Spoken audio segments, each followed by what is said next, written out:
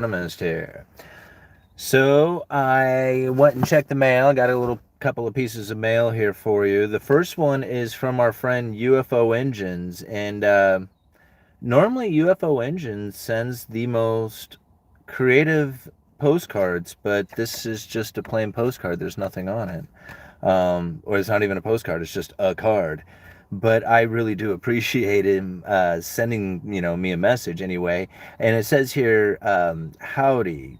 Check out this guy's YouTube vids post, Patrick Boyle.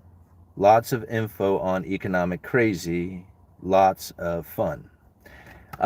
So I actually am familiar with Patrick's channel. I've watched a few of his videos. They're quite good. And so I left a link down in the description for you guys so you can go and check out Patrick's, because UFO Engines has been with us quite a long time. And I am a big fan of UFO Engines, and anything he recommends, I have no problem endorsing because he is such a great guy.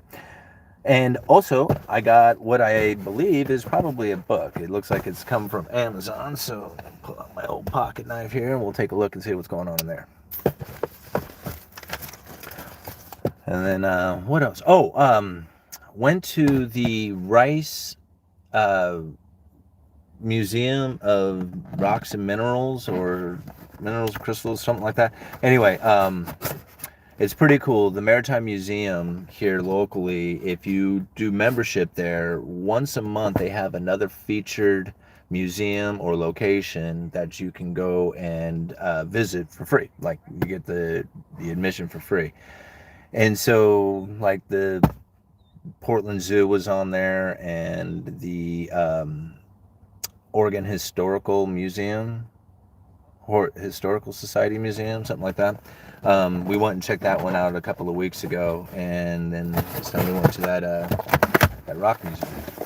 And then I think the next one is going to be Newport, the aquarium down there in Newport. Okay, let's see what we got here. The end of the world is just the beginning, Peter Zion. Oh man, this this guy has been okay, he keeps popping up in the comments section.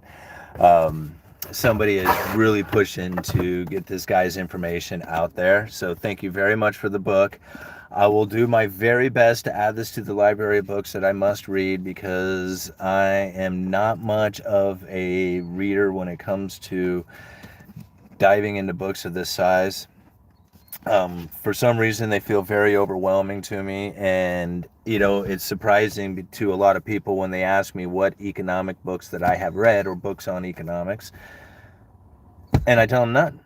I don't read books like these, and I should. I mean, I have a bunch of these now that you guys have sent me, and I should really start going through a lot of these things and getting the information out of them, because I know they're really good. But yeah, I had a pretty severe reading disability growing up, and even still today, like, anything beyond about 10 minutes and my mind really starts to wander. That's why reading news articles is so good for me. And then stuff like Federal Reserve speeches, they're just long enough that I can handle it and be able to deal with it. But like, something like this is intimidating to me. Isn't that weird? It's like super intimidating to me. So anyway, cool. 140 of you up in here already. That is so awesome. Go and hit that like button, please.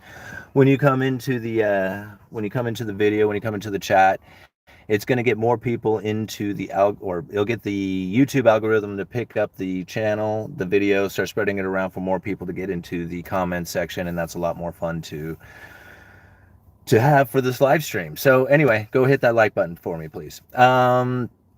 And you guys know I only ask it for the live streams. I never ask for my regular videos. I figure if you like the videos, you would go and hit the like button. So I'm not necessarily asking, because I do ask that you like the videos, but like I said, my regular videos, I'm not fishing for it. I really want you to like those videos if you do like them, and don't like them if you don't really like them. And because that helps me out, right? It helps me figure out what videos I need to be making and what you guys are approving of and stuff. Okay, let's talk about economics. Okay, so this R-star, this is really complicated to try and figure out what the hell R-star really is and how they come up with R-star. It doesn't really matter right now what R-star really is because they don't really use it because they suspended it because of COVID. Now, anyway, up until about 2020, they used something called R-star to determine what the neutral rate is. And the neutral rate of interest is the rate of interest where the Federal Reserves and their Fed funds rate are neither accommodating nor restricting the economy. It's neutral. It's like perfect. It's when the economy is running at its full potential at full employment, right? So they are like, everything is like the sweet spot, right? You know, it's just like the Goldilocks moment of the porridge is just right kind of thing. I don't know how to describe it, but anyway, it's like the perfect economy, right? And so anyway, this R-star, it's not really like something that you can determine. It's not like you can go like, okay, here's the calculation and there's the neutral rate. We know exactly what it is. And what's interesting is if you go and you look at the Federal Reserve link that I put down in the description for you guys, if you go and you look at that link, you're going to find that they have R-star determined, like they have it figured out on a chart up until like 2020. And what's interesting is there's two ways to kind of look at R-star. There's the average R-star, right? The one over time, the trend. And then you had the current R-star, which was like 0.5% in 2010. And it had been for a couple of years. And so that's really interesting to think about. Okay, so where is neutral rate today? Because they stopped calculating this thing back in 2020 and nobody knows where the neutral rate is. In fact, I had somebody argue with me, not necessarily argue, I shouldn't put it that way. I had somebody bring up the comment or the idea that what would you say or what are you going to say when the Federal Reserve lifts the neutral interest rate? And I'm like, well, the Fed can't necessarily lift the neutral interest rate. Like, it's not the Fed's like ability to do that. The neutral interest rate just is what it is. And now I think about like since they stopped, calculating the neutral interest rate, where is it? I mean, obviously it's going to be a little bit above 0.5%, right? Is it half or is it 2.5%? Because when you go and you look at all the news out there, you find that almost everybody is talking about how neutral interest rate is 2.5%, which is be the accurate number if you're talking about the average or the trend of neutral interest rates, not necessarily the neutral interest rate. So you see where I'm kind of getting at here? When the Federal Reserve starts lifting their Fed funds rate and they're talking about the neutral interest rate, and you hear people talk about that 2.5% being the neutral interest rate that the Fed is trying to get above to make sure that they are restricting the economy so that they can fight the inflation. How do we know that they hadn't passed neutral interest rate a long time ago, considering that the R-star was at 0.5% just back prior to the COVID, right? So that's something to really, I mean, you kind of get where I'm coming from on this, right? I mean, it's like we don't know exactly where that neutral interest rate is. We know it's somewhere above 0.5%, but we got the Fed funds rate now at what, 3.25 or whatever they got it at. So we're very much in a restrictive economy, but we don't know if we're restricting the economy necessarily at from 2.5% being neutral or just 0.5% being neutral, because if you go all the way down to 0.5%, which I don't think it is, I think neutral is probably above 0.5%, right? But even if it did, because that was R-star back in 2010, even if you have this neutral interest rate somewhere above there, we have been restricting the economy ever since the Federal Reserve started lifting interest rates. Not in the last, hiking of interest rates. They have been well above neutral for some time. We just don't know it, right? Because they aren't saying that. They're above the trend neutral interest rate, but not necessarily above the current neutral interest rate. Whew. Man, am I doing this right? Okay. So now, where are we going from here? Because if we are somewhere in the tightening game, we may have been in the tightening game for quite a few quarters now, just nobody knew it. And that would make a lot of sense when you start seeing some of the things that are taking place out there. I mean, there's already quite a bit of stuff happening within the slowdown of the markets. The like oil prices are what I saw them at like $79 a barrel at one point. Excuse me, gold is dropping out. all the cryptos, there's very few things that are running up in price except for the dollar, right? The dollar index is the only thing that seems to be running higher. And so this is very curious to try and bring into what is going to happen. Like the idea that neutral interest rate, right? Because this is really what it comes down to, is somewhere between 0.5% and 2.5%. Now we're at 3.25 on the Fed funds rate. They're gonna even go even further because they want to do it as quickly as possible before everybody starts screaming and crying and forcing the Fed to start moving the other way. They want to get it up as high as they can. I have very little doubt in my mind that they are going to be facing a lot of criticism from this point on. So anything beyond here is going to be like full on anger at the Fed. Everybody's pissed at them. You know, I mean, already you're starting to find the articles of people saying that they're making the worst mistake they've done in 110 years. And they just like, you know, nobody wants to believe the Federal Reserve, right? So this is going to be what you're going to find going in probably for the next couple of years, because I would imagine that they are going to keep interest rates elevated for a significant amount of time. And even they have said some time, and that the pain is going to be quite dramatic for households and businesses. I don't know about quite dramatic, but how did they put it? I mean, they said that there's going to be pain for some time. So this is it. Like, you know, how far are they going to restrict the economy? Are they well above the neutral interest rate, considering that the R-star was at 0.5% prior to the COVID? Or are they just now starting to get into the restrictive Fed funds rate of 3.25%, and the neutral trend was at 2.5%, right? Okay, what are you guys talking about? Thank you very much for the $10, DB Coop. I really appreciate it.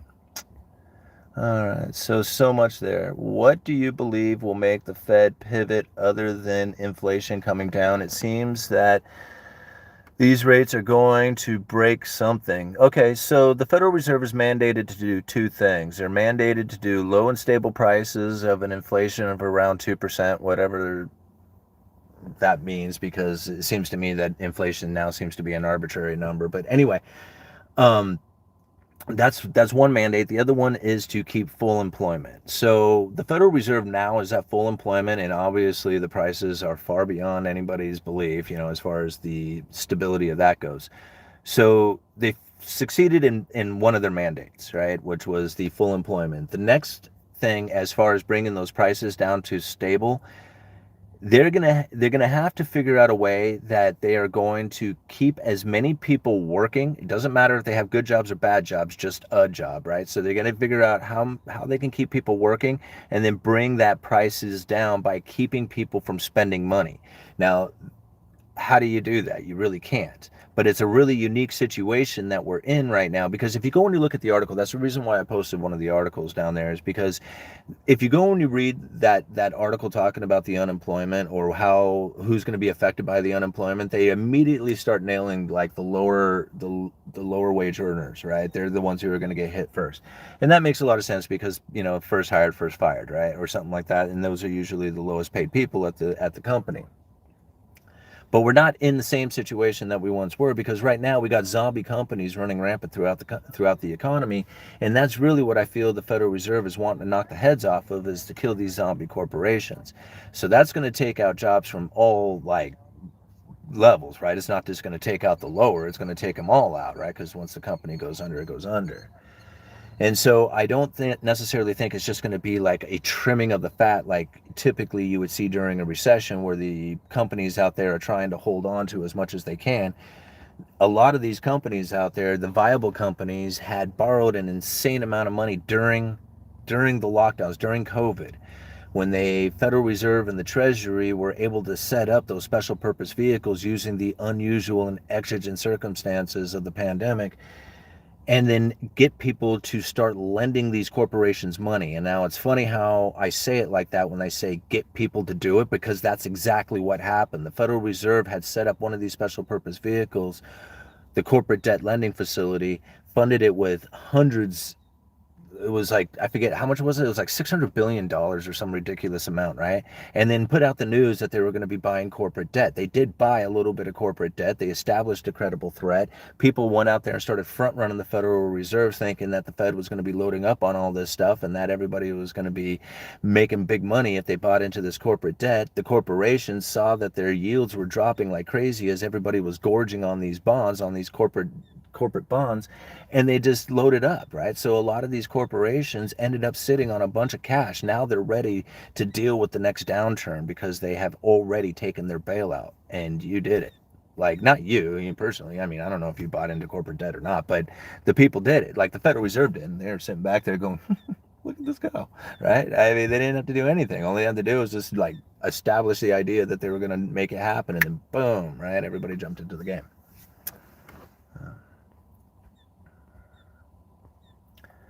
Dogs are great, but when they need a stroller, put your dog down. Okay. Okay, I am done welding and I am here to chat while I clean up. Right on, all-nighter. It's good to see you here. Every time, too, man. Except for when you were fishing. Yeah, we all missed you. All right, 103,000 subscribers on the way to 1 million. Yeah, I'm looking forward to it. You know, I've had so much fun building this channel up over these years.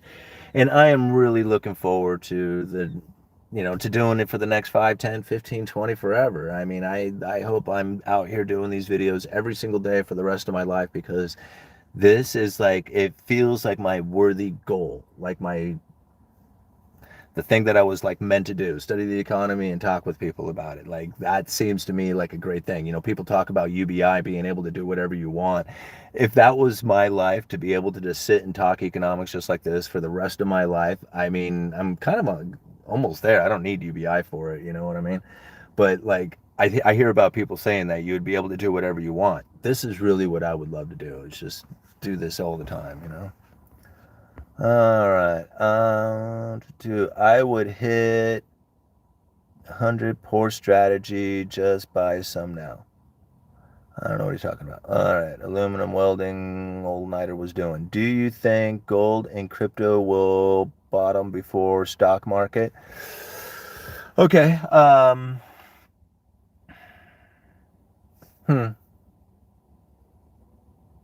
I don't know. I mean, I guess it depends on how much fear, because really those two, like those three are not necessarily like the same game. And so like you have different investor mindset when they get into those particular items, especially when it comes to like gold and cryptos. A lot of people will buy into those two things for the same reasons, but then they argue with each other on why they're buying, why the other one's the wrong. Anyway, it doesn't really matter. It's kind of like, it's like that argument between Ford and Chevy, it's just like, which one's better? Anyway, we all know the truth on that one. But anyhow, it's kind of like this argument behind it. But to me, it's just like, you got to be away from that third party. And if you understand crypto on a level, and I'm not saying like on a level like I do, because I really don't understand it that much. I just understand it basically. But I understand it to the point that you can't stop it. Like, you can't stop Bitcoin transaction from taking place. Now, a lot of people might argue with all kinds of things about it, and stolen Bitcoin from exchanges and all that other stuff, and electrical grids, and okay, I get it. But what it really comes down to is that it's something that you can use to do a transaction that nobody can stop you from doing it. So if you do have electricity and internet access, then like, if you didn't have those two things, then think about the world we would live in anyway. So as long as you have those two things and you have something that you can use for a transaction with anybody around the world, and there's nobody who can stop that from happening, that is pretty damn cool. Like, there is nothing else that can do that. So on the flip side of that, then you got gold, right? And now this is awesome because it's away from any third party, electrical grids or anything else like that happening. You have something in your hand, it's tangible, and it's away from that third party. Zero risk from like default of any kind out there, because it's a physical item. It doesn't have a default label to it. It's just, it is what it is. It's an ounce of gold that will always be that. So it's funny how, like I said, how these two kind of argue back and forth about it. Now, I personally think that if there was a fearful event, like people are like, oh crap, what do we do, right? They'll probably get out of the market. and they'll most likely get out of crypto because that is so like an obscure kind of thing to be in. Unless you are like really like just super into cryptocurrencies, most likely you're probably just going to bail out on that one too, right? So I would see stock market and crypto, like crypto first and stock market, but gold is a fear investment. It's a safe haven. So it depends on what kind of fear people have. Like right now, you're seeing gold drop because the dollar is getting stronger every day. And so as the dollar is getting stronger, that has people wondering what they're supposed to be doing. And it's the easiest thing to get into, right? So if you're worried about your own local currencies, you're worried about the commodities that you're in, you're worried about the stock market, real estate, whatever, and you need to get out of something, what do you get into? You get into the dollar, right? Because the dollar is the only thing that everybody wants, surprisingly. Like everybody, a lot of people will argue this, especially here in the United States, but go outside of the United States and there is not a single person who will argue about taking dollars. They love them. They will gobble up as many as you got. And if you ask countries like Sri Lanka, they will borrow as many as you're willing to loan to them. So that's the bottom line when it comes to dollars. It's like right now it is the safe haven. There's really nothing else out there that beats it. So I mean, as far as a bottoming, I would see like probably like cryptos tanking first, and then followed by like the stock market, and then it's going to be a really interesting play on gold because I don't really think that gold is going to have any kind of crash to it, especially if people get really fearful of the dollar, like,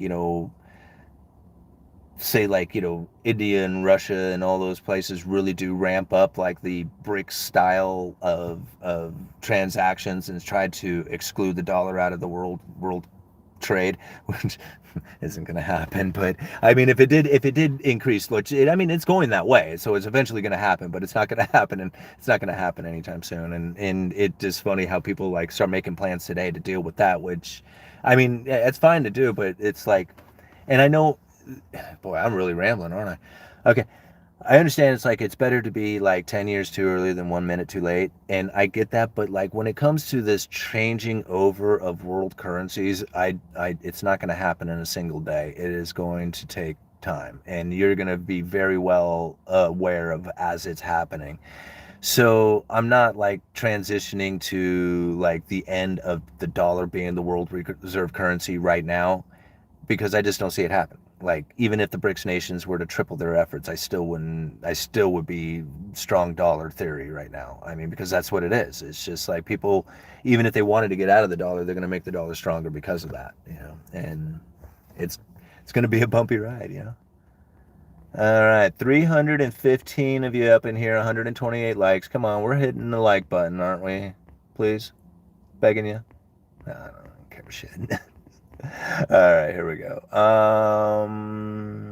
You always talk lumber. I want to know your thoughts. Oh, shit. You always talk lumber. I want to know your thoughts on prices of other building materials. Have you peaked in price? Roofing, shingles, insulation, sheetrock, siding, etc. Okay, good question. Okay. Let's see. For example, metal. Metal's a good one to look at. I mean, for lack of a better term, pole barn metal, the 3 foot wide,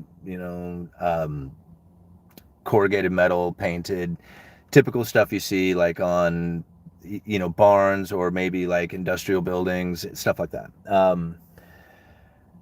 This stuff before the pandemic, before the run up, I was selling this stuff for say like $1.89 a lineal foot, really cheap. And then at the height of the price increases, we were selling this stuff for over $5.50 a lineal foot. Now, that is huge. Like the run up on that stuff shocked everybody. Nobody was anticipating it was going to go that high. Now, I have been pricing out this metal for the last few weeks, and I noticed that the prices were coming down. And then last week, which is, pretty good to actually talk about this, there was actually a fairly significant price drop in it. And now I can sell the same metal for $4.50, which I know isn't like great considering that we used to sell it at $1.89, but being that it was at 5.50, being at $4.50 is a great sign. It shows that it is moving in the right direction. Now, something that I found interesting is that I asked him, I said, okay, well, what about the lesser grade paint? grade that you have for like, because you have two different grades, one for like, say residential buildings, and then one of them for like, say, woodsheds. And I got the price on that one, and that one we can now sell under $4 a foot. So it's down at like, I think I had it retailed at like $389 or something like that. So that's a good sign. I mean, it's a sign that things are moving in the right direction. Are they great? No, but they are going in that right direction as far as prices coming down.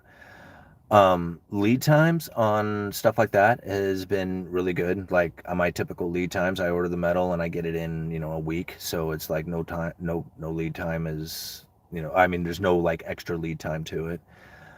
Windows suck. Like windows still take 2 months to get, and these are vinyl windows that I'm talking about. And yeah, they're still like incredibly expensive. Uh, Doors, like a typical exterior grade door, nothing that's too fancy. If it has a window in it that isn't like, like an obscured glass, fancy leaded glass or something like that, then those doors usually take about a week and a half to get in. As long as there's not too much going on with them as far as like custom cuts or something like that going on. Um, but the price of those things are just stupid ridiculous. I mean, I remember like, I remember when I was a kid, when I first started at a lumberyard, I could sell like an exterior steel door for like $99, right? But of course, that was like, 95. So, I mean, that was a long time ago. Now, like a fiberglass door, exterior grade, 6 panel, nothing fancy about it. They are now selling for like $600 to $700, even more if you want like, you know, outswing stainless steel hinges, something like that. I mean, it's just incredible how expensive these things have gotten over the last couple of years. But there is signs that some of the other stuff, some of the more like I don't know, like bulk items, I guess, like because like a door, like you have different types of doors, so not every house has the same type of door, but all houses have the same studs. All houses have the same sheathing. You see what I'm getting at? So like things like the metal sheathing, like plywood sheathing, lumber, most of those things you're going to start seeing the prices of that stuff coming down, and in a lot of cases dramatically. We now have plywood at $34 a sheet. We used to sell it at 80. So anyway, moving on. Okay. Um, Environment really affects the individual. It does. Everything, it's not just environments, it's sounds too. Think about that for a minute. Like, it's the things you listen to, it's the people, the conversations that are being had. Like, you might have like coworkers or something like that. It's just like, man, they don't even bother me. I don't even listen to them. But that's not true, man. If you can hear their words, you're listening to them, and that's all. You don't have to absorb it. You don't have to pay attention to it. You don't have to engage into it. But if they are sitting there constantly spitting out like some kind of venom or hate or negativity or something like that, it will wind on you. It'll drag on you. I guarantee it. So environment means everything. You In fact, today, because I took the family out to eat when on our way back from the museum, since we got into the museum for free, right? Um, on the way back, we actually chose to sit outside so that we could be near the river and be near the water. So, like, having that kind of environment, like, I'm trying to choose that more often instead of just settling for whatever happens to be there, like to pick out the best spot in the place. Like, I don't know how many people do that, as far as like, I'm going to pick out, I want to be the most comfortable in this spot, and I'm going to choose that one way over there because it's like has the view or whatever. Like, I'm trying to do that more often. Before it would just be like, hey, whatever. And I realized like that's no way to live. Like, don't settle for anything. Like, settle for the best. If you have your opportunity to get the best, go for the best, right? Don't settle. All right. I work remote, so I don't have to deal with the workplace politics anymore. Yeah, good for you. Toxic negativity can and does weigh on the shoulders. I feel it at work too. Yeah, and I guess it doesn't matter because she's gone now. But we had an employee there at the store that was not doing well, And you know, I know people's energy will affect everybody else's energy around. Um, but I didn't really take it into consideration on how much this particular person was affecting everybody's energy at work.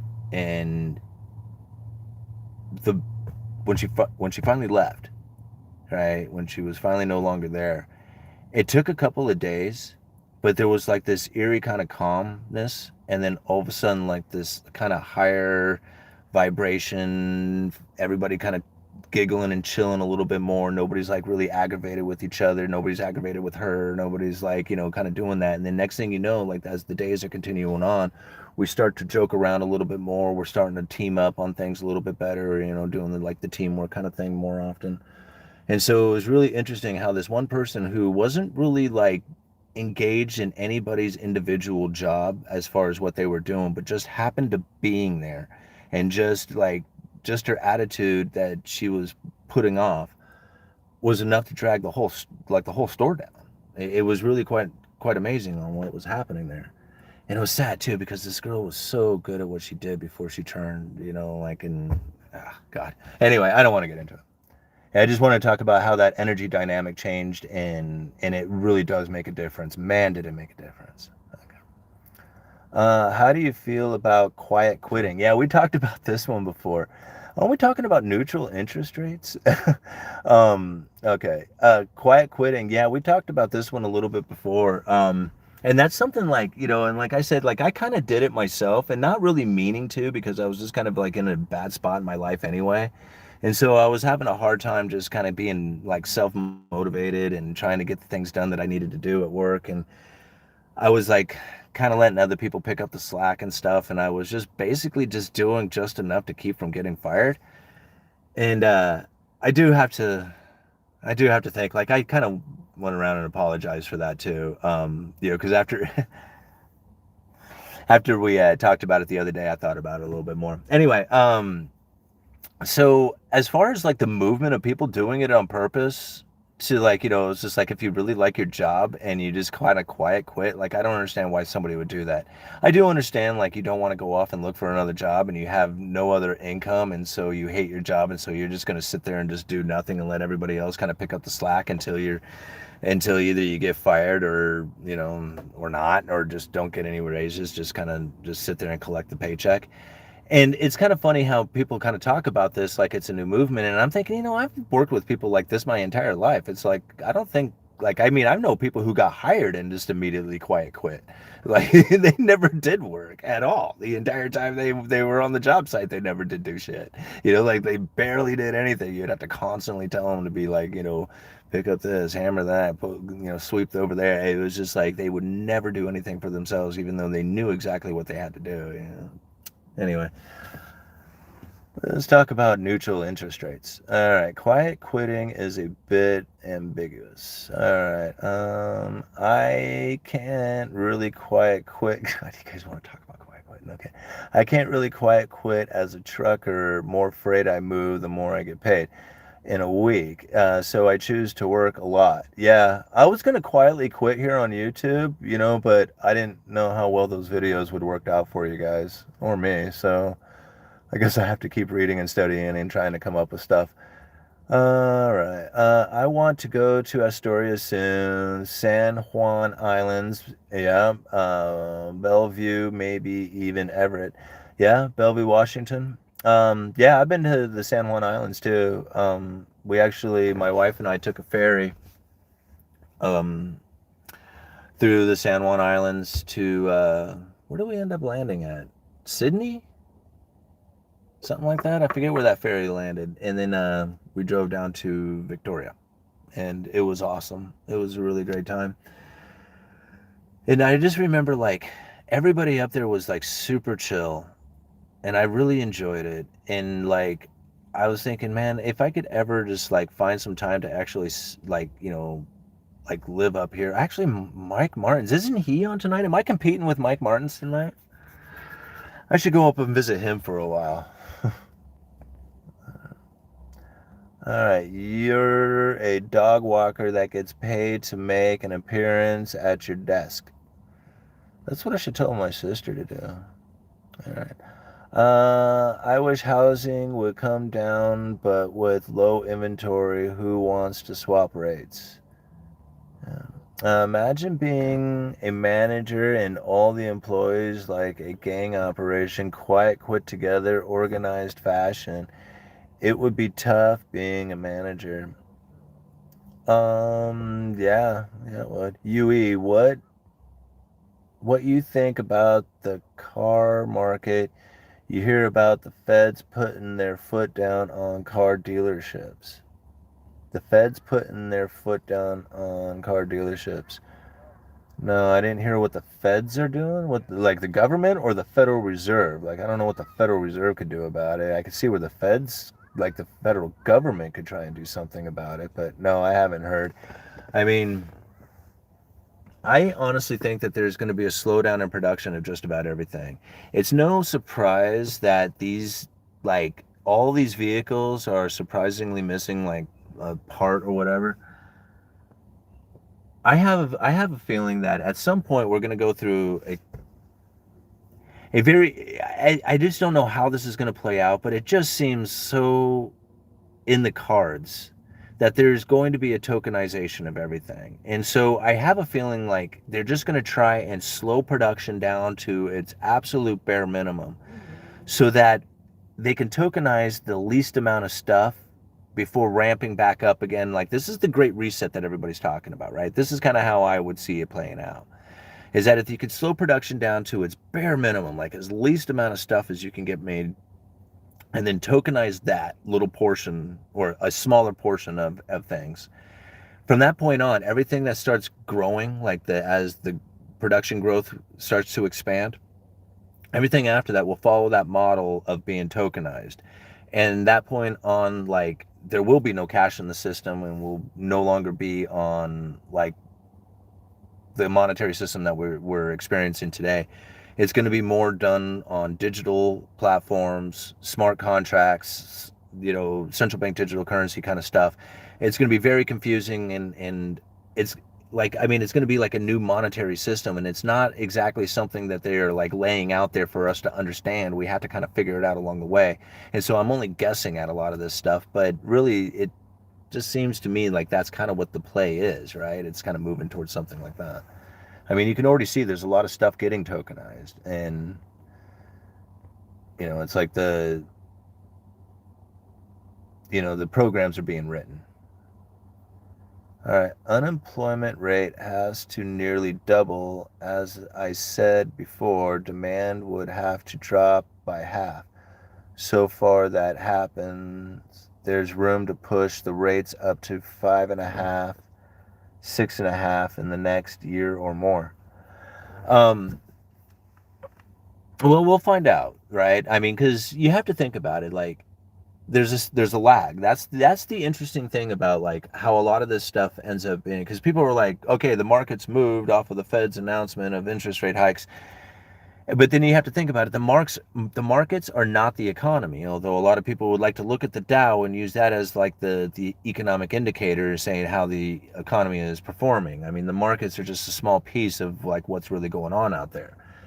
The economy is really about transactions. It's about how much you're working, how much income you get, how many transactions you're doing, how much stuff is being made. That's really about the economy. The Dow is just talking about a handful of companies, right? So if the Federal Reserve is trying to push interest rates up as high as they possibly can, they do have a lag time in there, right? And they can make the markets react to their announcements and their activities, right? So they can use forward guidance to get the markets to, start heading in a particular direction, or they can actually do something about it and then the markets will react to it, much like what we have experienced last week. So I have, like, in my mind, like, what I kind of see is that even even though the markets are not the economy, they can like calm the people down if they can get the markets to react, right? If they can get the markets to, like, say, stop dropping or even move up, then the people will be like, oh, okay, cool, like everything's fine, right? Even though the economy can be going to hell. But as long as they can keep the markets going good, that's what people are looking at, right? So that's why a lot of people say the Fed will never let the markets do whatever. It's not really that. I just think that the Federal Reserve would love it if people would focus in on that while the real economy is doing its thing. So if they could get interest rates, say, up to that 5.5%, well, they do have a lag time before it actually starts to impact the economy. And so they could increase that 5.5% Fed funds rate or get the Fed funds rate up to that 5.5%, right? And at that point, that's going to be like incredibly restrictive to the economy. And as the economy is going to be working towards that 6 months to a year down the road, the markets are going to really be upset about this stuff, right? And they're going to start to come down. Well, they could have their belief that the inflation is going to come out of that and then be able to adjust those Fed funds rate before the actual impact of those Fed funds rate hits the economy. Now, they are going to hit the economy at some point, but because the Federal Reserve is dropping the interest rates at that point, then they can stimulate the economy because people's behaviors would then start to switch over to a more stimulative kind of idea, even though the economy's impact from that lifting to 5.5 is still coming for the next 6 months to a year. Shit, did I say all that right? I don't know if I said that right. Anyway, the lag time. Think about the lag time from the lifting of interest rates to the time it actually affects the economy. 6 months to a year. Boy, it's getting dark out here fast. Do I have any light in here? Yeah, I do, right there. Oh, it doesn't work. Bummer. All right. Crypto will go to zero. Yeah, I don't know. I could. Do you think the Fed is going to over-tighten to establish credibility? Well, okay, yes, but that's only by people's perceptions because right now, I mean, okay, think about it. If I made the call months ago about it, right? And then it happens, then it's like it's in the Fed's wording, right? That's where I got it from. So like it wasn't like I made a lucky guess. It's because I'm like, this is like, well, I mean, on some stuff I guess it's a lucky guess, but for the most part, most of this stuff I'm getting from the Fed's own comments, from their own words, and it's usually out of the speeches, not necessarily from the statements that they're giving to the news broadcast. That's different. Read the Fed speeches. They're much more telling. So as far as like what was the question, like establishing credibility? They're not going to over tighten, although people will be believing that they're over tightening because they are going to keep the interest rates elevated for an extended period of time. They're going to, just like they kept the low interest rates to get inflation to run extra hot, extra long for an extended period of time, they're going to do the exact opposite when it comes to the tightening of monetary policy and the lifting of interest or the dropping of interest rates. They are going to keep interest rates elevated for an extended period of time. Even if the inflation comes out and drops down to 2%, people are going to be pointing at the Federal Reserve saying, look, you're tightened, you did it. You hit your 2% target. You should be dropping interest rates, but you're not dropping interest rates. You're keeping them elevated because you want to cause a bunch of pain and suffering to the people. But what they're actually doing is they're trying to get their average inflation, right? Because that's what they said months ago. Like they said it one time. They said, we are going for an average inflation rate. They talked about it for like a week and then everybody shut up about it. Like nobody knows about average inflation. You never see it inside of the articles. You never hear anybody talking about it. You never see the Fed talking about it. But that's what they're going for, is an average inflation rate. That's why the interest rates are going to stay elevated even after the inflation comes out of it, because they're trying to shoot for that average inflation rate over the long term, whatever the hell that is, because they never told us how they figured out what average inflation is. So again, it just ends up being arbitrary to the Federal Reserve. But that's how I see it. But like I said, when the inflation comes out, all the economists out there are going to be screaming their heads off about how the Federal Reserve is doing unnecessary pain. In fact, I'm going to coin that right now. Unnecessary pain, right? That's what they're going to be doing. And that's when the inflation comes out and the interest rates stay elevated. And it's because nobody is thinking about average inflation rate. Everybody just thinks about 2% inflation. Man, I'm on a roll tonight. All right. What's next? It's getting dark. I don't know how much longer I'm going to be out here for. Totally agree. Yeah, well, it makes sense, right? I mean, it totally makes sense because nobody else seems to... I mean, I'm not trying to say that I'm really good at calling out what's happening here, because everybody is pretty good at what they do. Like, I mean, all the economists out there, they all know a lot. We all kind of, okay, I related it like this. Jesus, I'm really babbling. Okay. My wife and I were talking about it the other day. It's kind of like climbing a mountain, right? Following economics, doing economics or just studying. And it's kind of like you circle around this giant mountain, right? And then you take a path that you're going to start climbing to go up to the top, right? And along the way, you're gathering your information. Now, as you go up that mountain and you're following your path, and you were to write down and describe everything that you saw and did and could observed in your journey all the way up this mountain, and you took a bunch of people who found their way up the mountain and wrote down their journey, nobody's would be the same, right? Everybody would look at it differently. And so what I look at the economy, it may be very different from the way somebody else sees it, but they are walking up a totally different path as they were trying to figure out what it is that's going on here. So, I mean, I'm not trying to like say like I'm really good at this, but I've been pretty decent about as far as like calling out when they start raising interest rates.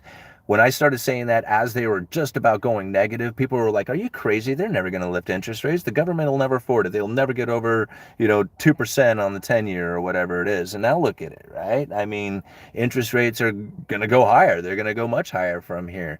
It's going to be very painful. It's going to cause one of the most I don't even know how to describe like what to expect here. I mean, I've said it before, the dollar is going to grow stronger than anybody had ever imagined it going to. In fact, it's getting pretty close to that now. I understand, like I even got an email from some guy who was just like, well, I go to the grocery store and I don't see anything of what you're talking about as far as a strong dollar. Okay, yeah, I know. Like you can go and pick out the things that are not working. Like, as far as like you can say I can point out all the things that have not come down in price, and you're absolutely wrong. In fact, I could do that, man. I mean, I do it at my store all the time.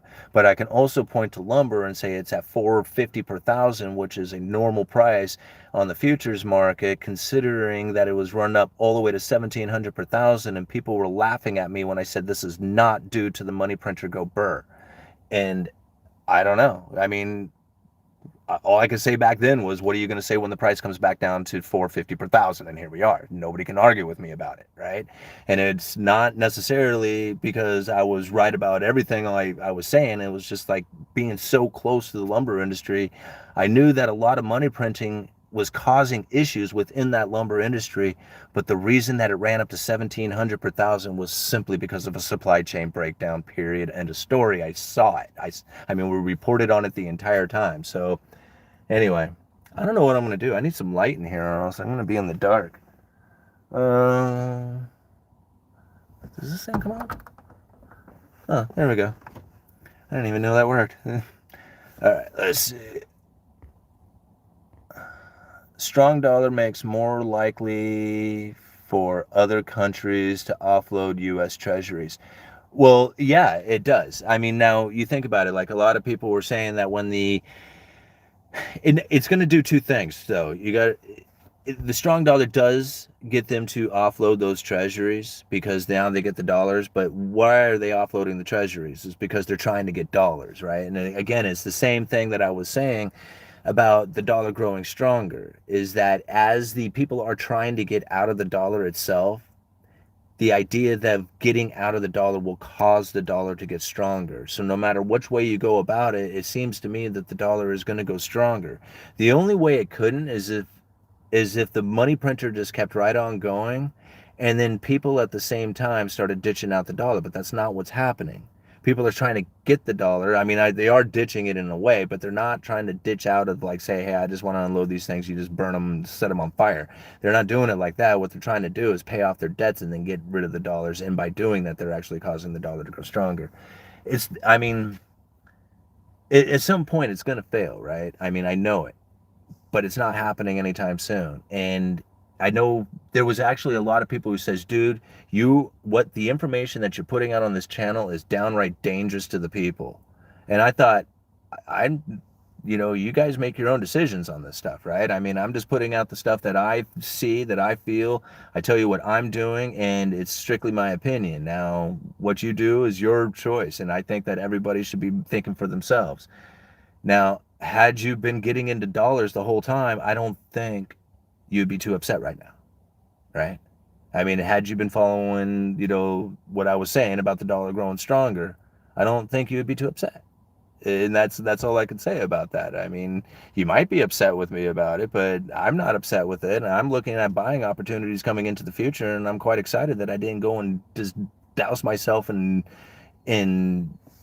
like string myself out on debt, to like credit card debt and car loans and stuff like that. I mean, I'm very thankful that I tried to keep my living expenses as low as possible and then try and figure out as many income streams as I could possibly get. Some of them work, some of them don't, but that's how I kind of tried to, that's how I did it. All right. Neutral interest rates. We're talking about neutral interest rates. All right. There's not enough dollars to repay all the dollar-denominated debt countries have racked up. That's exactly right. That's why we know that the dollar is not going to die anytime soon. I mean, it's going to go eventually, but not right now. And so there's, think about like how many countries don't like it, and what are they going to do about it? I mean, that's the key to the whole thing. In order to do this, oops, are we back? There we go. Question: do you think the country would work without the Fed? Yes, absolutely. I think the country could work without the Fed. Now you have to think, what is it that the Federal Reserve is doing? The Federal Reserve is providing. Okay. Originally, what the Federal Reserve was designed to do, or what they were intended to do, was to create an elastic money supply. So when the economy started to heat up, right, and there was a lot of stuff happening, they were going to provide more dollars to the system so that there would be enough currency to do all the transactions as the economy was heating up. As things slowed down, they would pull that money back out of the system. This was the elastic money supply that the Federal Reserve was meant to do. Now, had they stuck to that plan, and I'm not trying to advocate for that by any means, like that's not like what I'm shooting for, but had the Federal Reserve kind of stuck to that original plan, then, the idea probably would be a lot better than what it is today, right? So you would be able to at least have a system in which that somebody with a good idea could then take that good idea and borrow money and make that good idea into something, right?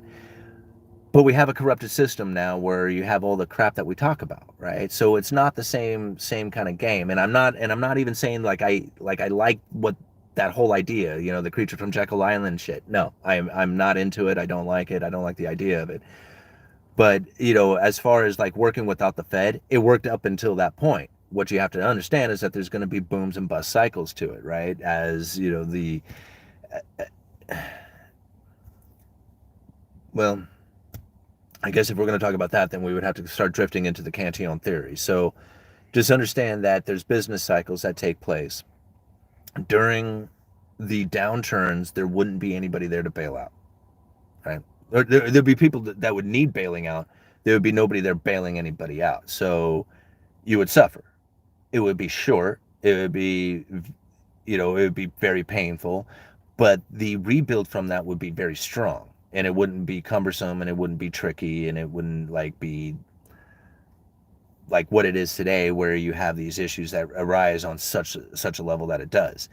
The business cycle was meant to allow things to happen, grow big, and then when the business cycle was over, the malinvestments, the irresponsible business owners or people or whatever, they would all get wiped out. The viable things would stay, and then the rebuild would happen again. And it was just kind of like farming or anything else out there. And as long as you understood that, then you could protect yourself. That's where having savings for rainy days, right? For the rainy days. People don't think like that anymore because the Federal Reserve has pretty much clouded that over. So anyway, yes, I do believe that we could exist without the Fed. All right.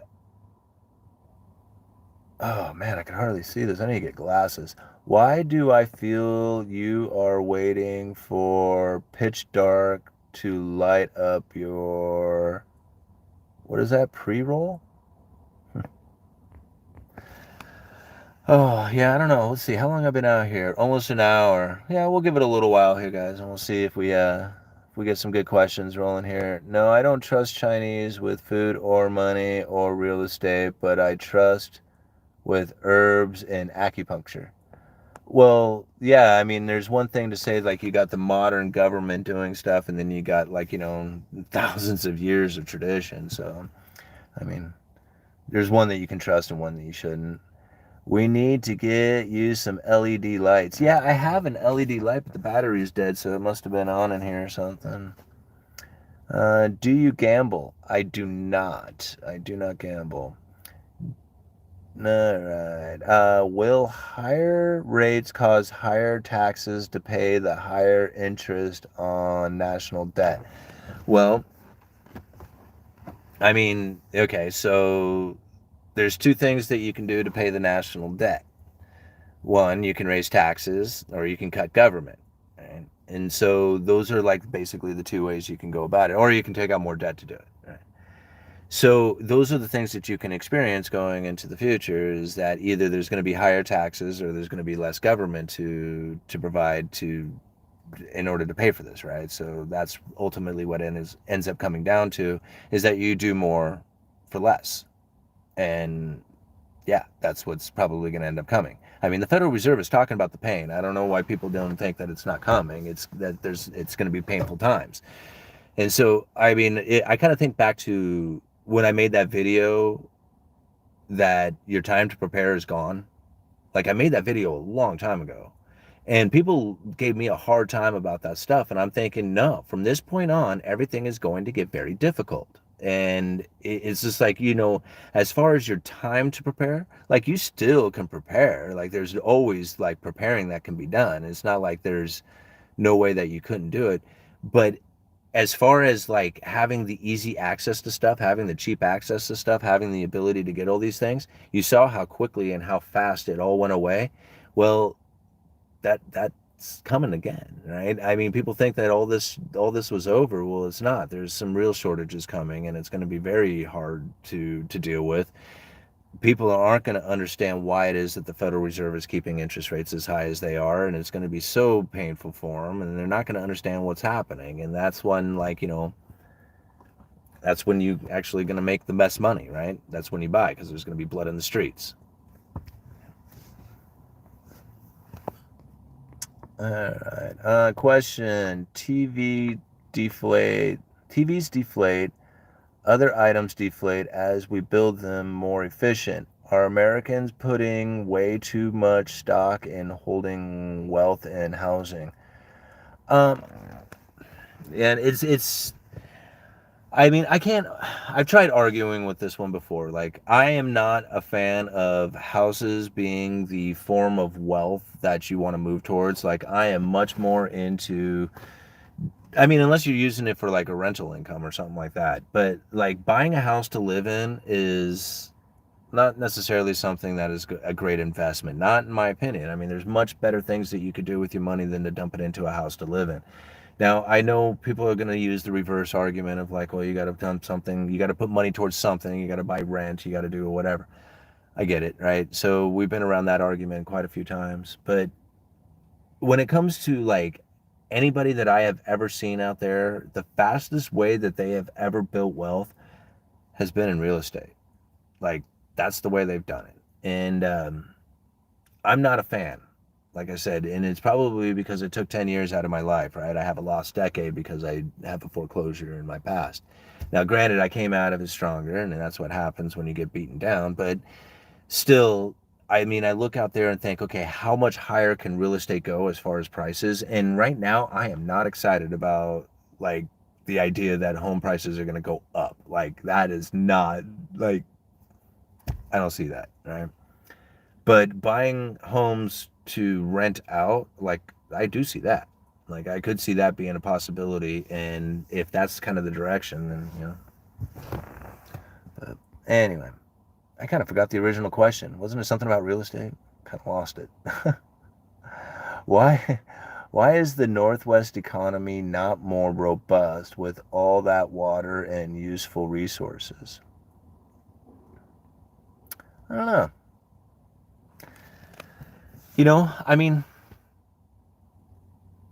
maybe it is robust. Like, I mean, I think about like it's expensive to live here in the Northwest, right?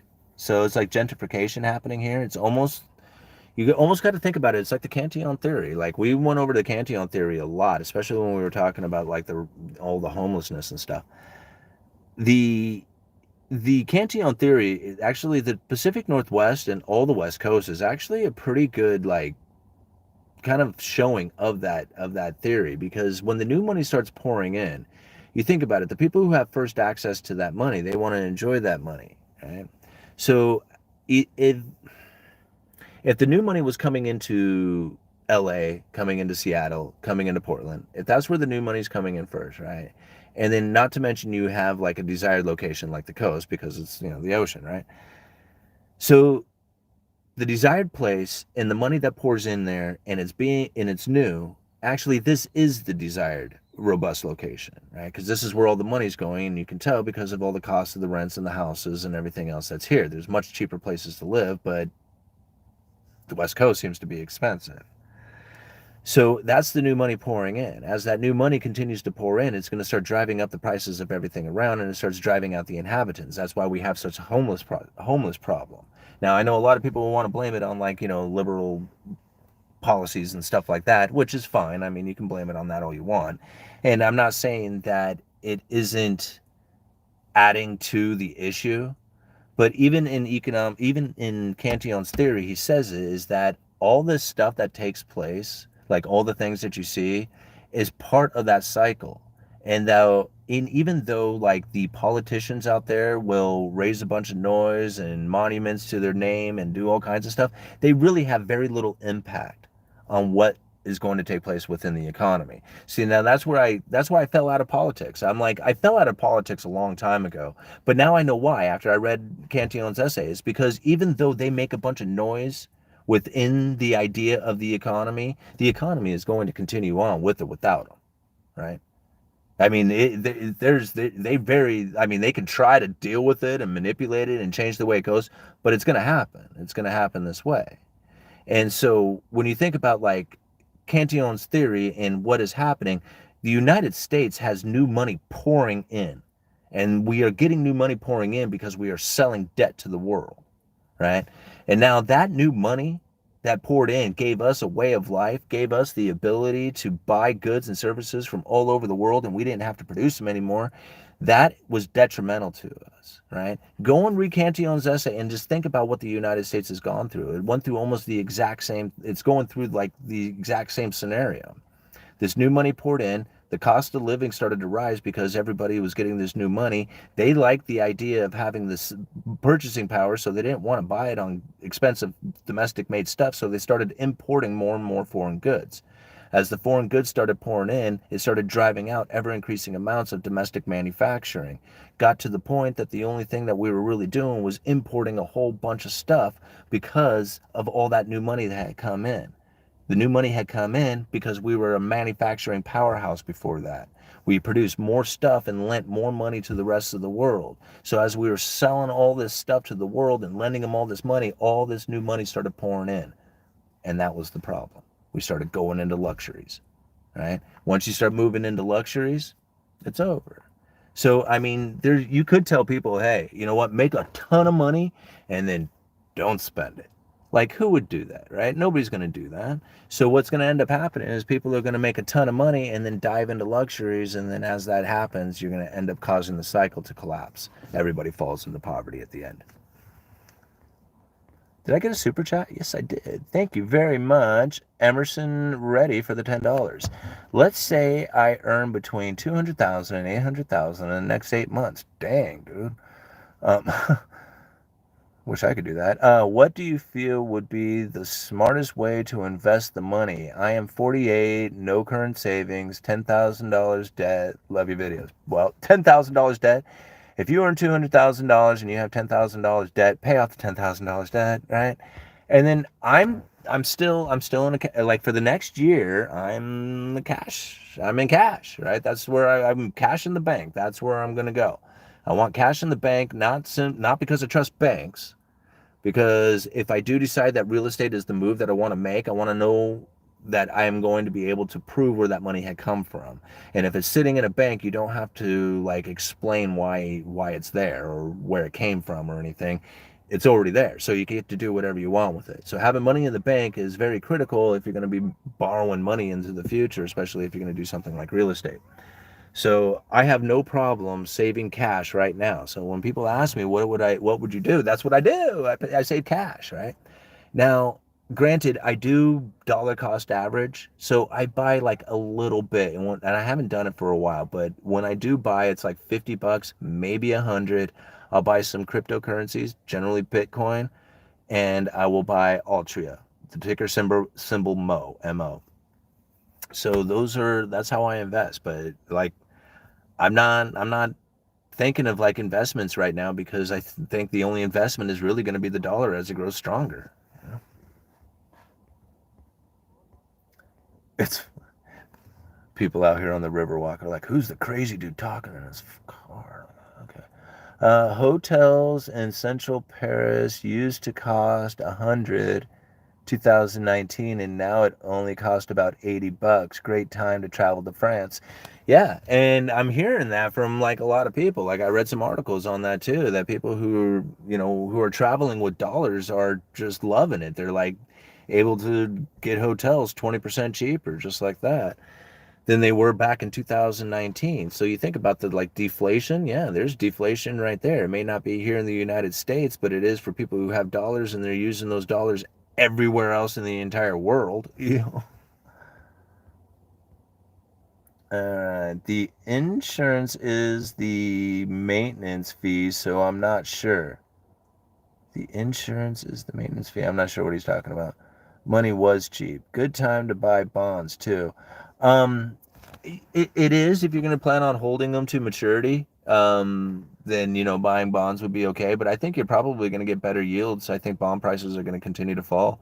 Um, I mean, I don't know how much or how far, but if you're looking for, if you're going to hold them to maturity, then yeah, buying bonds right now, they got a pretty decent yield. I mean, some of them are, what is it? The 1 year was over 4% yield on it. I mean, that's pretty decent. You can't really find much that's going to guarantee a 4%, like guarantee you no chance of default return of 4% anywhere else. I mean, that's pretty good. So your setup is perfect for came asada burrito. Do you expect real estate to crash? I don't expect a crash. I wouldn't, I mean, it's not putting it out of the possibilities of a crash, but I'm not expecting it to crash because I would want to know what it is that would cause the crash to actually happen. Now, like a lot of people say it's going to be worse than the '08 event, and I could see why people would say that, especially when you have the prices running up as high as they did. That makes a lot of sense when you think about it in that fashion. But it's not the same because those were toxic assets back in the day. There was people who had borrowed money to buy houses that simply couldn't afford them. Like they didn't even have a damn job and yet they were able to buy a house, right? So like those kind of things didn't happen this time around and haven't happened for quite some time. I mean, the rules and regulations that have gone into these loans are much more stringent. So it's not going to come from like a toxic asset kind of thing, which okay, so maybe it'll come from the rising of interest rates, right? Just simply raising interest rates will prevent people from being able to borrow money to buy these expensive homes, and then the prices would have to come down in order to meet the capabilities of the buyer. Okay, so that's a good argument within it because that's very much true. We saw the Federal Reserve lift interest rates, and immediately we saw the mortgages shoot up to like 6-7%, which is extreme considering like I got my house less than a year ago at 3.25. So the interest rates have almost doubled even more in some places. Well, I don't know about like triple, but they've definitely doubled over the last 10 months. And so if the doubling of interest rates over the last well, even 3 months, 6 months, 4 months, whatever it was that they really shot up, hasn't really taken the sales out of the real estate market. Now it's dropped it a lot, right? But it's not like a crashing scenario taking place. What's happening is that mortgages are not being written. That's the difference. Now go and look at like most of these articles that you read there when they talk about a slowdown in the mortgage market. A lot of people relate that to the real estate market or to prices or stuff like that, but that's not necessarily what's happening. What's happening is that there's less mortgages being written. Now it could be because they don't want to buy an expensive home, Or it could be because there's less like refinancing taking place, like, rolling over that debt into a cheaper interest rate. So since the interest rates have lifted, they're not doing any of that stuff. So on top of that, the cash buyers are still playing the game, right? Like a third of homes, even today, are still going to all cash buyers. And they don't seem to be bothered by where the prices are, and they could care less what the interest rates are. So that's something to consider. Like 2/3 of the market is going to people who are borrowing money. Now it's only going to the most qualified people who are borrowing this money. And it's not necessarily that we're going to see any continuation of the interest rates rising from here. Like, so wherever the condition of the market is today, I guess that's how I probably should say it, is probably where we're going to be at. Even if the Federal Reserve continues on with their quantitative tightening, that they could probably continue to add more mortgage-backed securities to the market if there's less mortgages being written, because that's adding to the pool that is now dissipating from the less being written or refinanced or whatever, right? So this is how the Federal Reserve could possibly unwind their balance sheet without causing the interest rates to go like astronomically high like everybody thought they were going to. The market could be supporting the mortgage market at this, like the free market could be supporting it at this level. So long as, I mean, I guess if the Federal Reserve just like outright just started dumping like mortgage back, like they dumped like all that they had, yeah, okay, then we would see some serious issues. But that's not what they're doing. They're pretty methodical about how they're unwinding these things. They're definitely letting the markets know about what is happening with their forward guidance on the balance sheet. And even though we did see them rise up dramatically, when they first made that announcement that they were going to do this, they haven't really substantially gone up since then. Even with the last lifting of interest rates, they only went up just a little bit. I don't see it crashing from this either. All right. So now let's move over to another section, unemployment. Right? Unemployment, the Federal Reserve said it. We are going to hit you guys. We are going to cause unemployment to rise. Now, unemployment could be one of the reasons why the, housing market starts to fall, because really you need foreclosures, right? And that would come from people losing their job and not able to make their payments. So if that was the case, then you would have a bunch of unemployment taking place, layoffs happening. Well, I do suspect that we are going to see a wave of layoffs. In fact, it's already kind of starting to happen in a lot of industries. But the problem that I see with that is that even though you got laid off from a high-paying job, or it was a high-paying job, you might give up on your car and your credit cards and all the other stuff, but you're probably still going to try and make your house payment. So even if you took a job that was like, a high-paying job that you quietly quit, got fired from, and now you have to go to work at McDonald's, you're still going to make at least some sort of income, and generally you'll probably try to make that mortgage payment, especially if you're a responsible person. Now, I'm not saying that somebody goes to work for McDonald's are going to be able to make the payment. I'm being kind of facetious, but you see what I'm getting at. That's kind of how I see it happening right now. So I could see a definite downturn in prices. It should come out. The housing market was far too hot, especially like LA, Portland, Seattle, like the West Coast here. We got hammered. Like there's like places all over the country that did the same thing. So there's going to be like prices coming out. But as far as a crash, no, I don't see it. Not yet.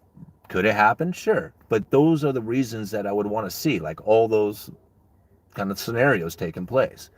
And until that actually starts to happen, until I actually see it, it's not happening, right? I mean, I don't know. It could. Did I get another super chat? I did. Right chair. Thank you very much, Mark M, for the $9.99. I really appreciate that. Very much appreciate that support. I'm working on renting a few blocks from my day job, and I'm working on renting a few blocks from my day job, commuting via e-bike. Cars are a massive expense over a lifetime. I'd rather use the money for land. Roll the dice, please. Yeah, absolutely. I totally agree, Mark. In fact, when I was trying to get out of debt, I was walking to work, and I literally had to walk right past my bank. And I kid you not. I mean, I've told this to people before, that I would like take $20, like if if I had $20 bill in my hand, I would walk past my bank and go and put $20 on a $9,000 credit card debt that I had.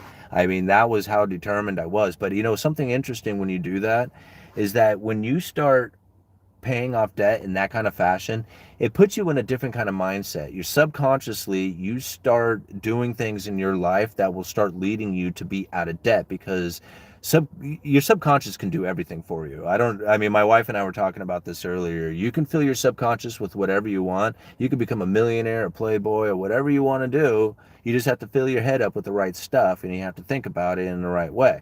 Now, I mean, when I said I wanted to get out of debt and I wanted to be like, debt free for the rest of my life and getting that done, it was amazing. I had $20,000 in debt, and it was like when it started ticking away, it was like it was going faster and faster. And I'm like, man, this is exciting. And then pretty soon I got to a point one day where I had it. I had like enough to pay it off. And in fact, I did a video on it.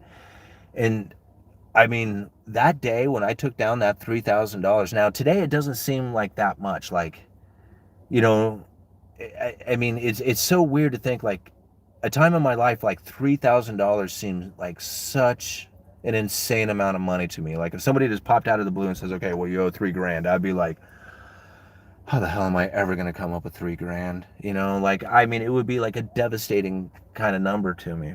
Right. And then I remember I had that $3,000. It was like pretty much all the money I had, but I had $3,000 worth of credit card debt. And I went down and I put that $3,000 on that credit card debt, and I was done.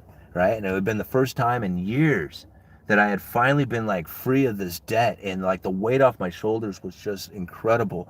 And it's just amazing, like the difference that you begin to feel when you have that, like this long-term debt off your shoulders. And it's kind of any weight. I think you could probably feel the same way, whether it was like a toxic relationship or what, because that's really what debt is a toxic relationship. And, but once this was off, like everything started being better. Like the view was nicer. The coffee tastes better, right? Everything like this, you started hearing the birds chirping and stuff like that. Like life becomes better. And that's why it's so disgusting to me that I see so many people who are burned from debt from the time that they graduate high school. Like, here you go, you want to go to school, you got to go deep into debt. And if you don't go to school, you're going to be a complete loser. And that's what we're going to teach all these kids. And guess what? Now that you've graduated with debt, it's going to be this burden that we hold over your head that is such a weight that forces you into bad decisions. You start drinking to make up for the fact that you don't know how you're going to get out of all this stuff. This is the type of thing that happens. I mean, if there is nothing better on your constitution than to be out of debt. Like, I mean, I feel a little bit okay. Like I'm starting to self-justify the idea of having a mortgage, but really like not having credit card debt, not having a car loan, not having all that stuff is such a liberating feeling. Like I would love to have a new car, and I could go buy a new car. Like I have the money, I could go out and put a big down payment. I can almost pay cash for a cheaper car, but I don't want a cheap car. I could go out and do that, but I just don't see myself making these payments. Like I don't want to do that. Like I want to drive a car for 10 minutes. Like after that, I don't want to have to work all month to make a payment. Like I just want to drive a car for 10 minutes a day, and that's it. So a $500 Toyota Corolla, that's just fine. I want a new car too, man, but I don't want payments, especially for what trucks go. Yeah, I mean, $67,000 Camaros, I mean, that's a lot, I gotta put out a lot of videos to buy one of those things, because I don't want to be making payments on it. Hey, there we go. JK is going to help me out. $10 closer. Thank you very much for the super chat, brother. I would rather be a free man barely staying alive than a comfortable slave living in a palace I don't own. I very much agree with you. And with that mindset, I mean, that's ultimately what I wanted to do. And I think about it, like after my kids are grown and out of the house, I mean, I really like kind of dream about doing the van life with my wife, like going, just kind of traveling around the country and doing all kinds of fun things and just really enjoying ourselves. And, I mean, it would be nice to have a place to come back to, but really, I think that would be very enjoyable, and you don't need a whole lot of money to make that happen. I can make YouTube videos from a van, right? You guys would still watch me if I traveled around the country living the van life. All right, Jaws, thank you so much for the $4.99. Very much appreciated. Thoughts on bank CDs on the certificates of deposit? If rates go up, anything over 3% makes me more than paying my mortgage rate extra. I also hope everyone is having a good weekend. Yeah, and that's really what you have to think about, like, because people have asked me, are you paying off your loan, like paying off the principal on your loan faster? And and I don't. I have made future payments, like forward payments on the months ahead, but I haven't paid off the principal payments and or made extra principal payments on it simply because I have that 3.25 interest rate, right? So I would rather try and find an investment that pays like 6, 7, 8% with that money than to pay off the principal. Like if the principal was 6, 7%, then yeah, I would just go to that because there's no better return on your money than to pay off debt. But when your debt is as low as that is, then taking your money and putting it towards like a 6 or 7% interest and your loan is 3.25%, well, then your return is still around 3% on that money. You see, the money beyond what you have to pay in interest towards the loan.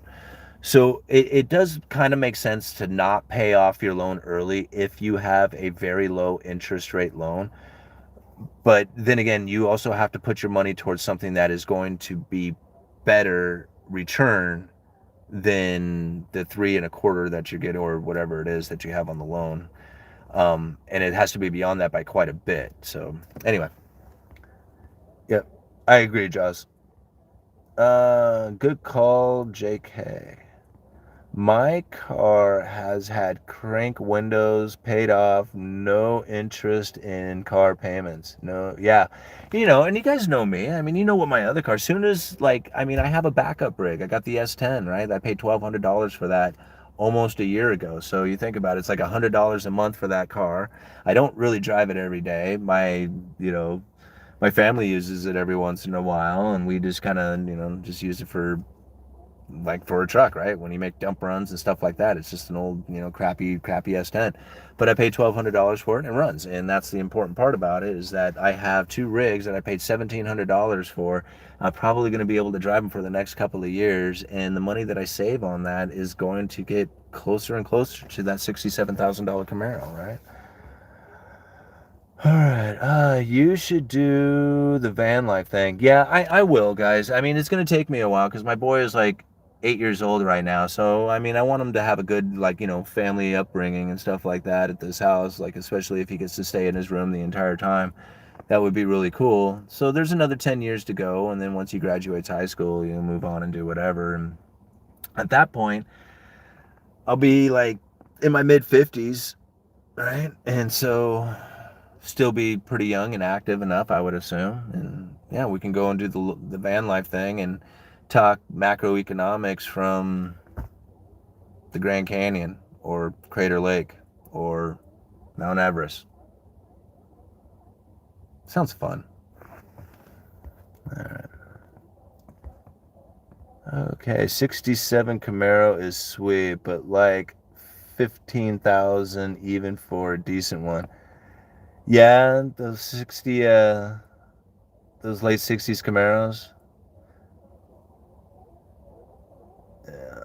You a bunch of tossers? Hey, I lived in my truck, damn near had to kill people. Jeez, it's terrible, man. Jesus is literally leveraging the world's debt. You can write off vehicles over 6,000 pounds if you have an LLC set up. Debt-free, live on owned land, and have a decent job. First time in my life, I'm completely comfortable.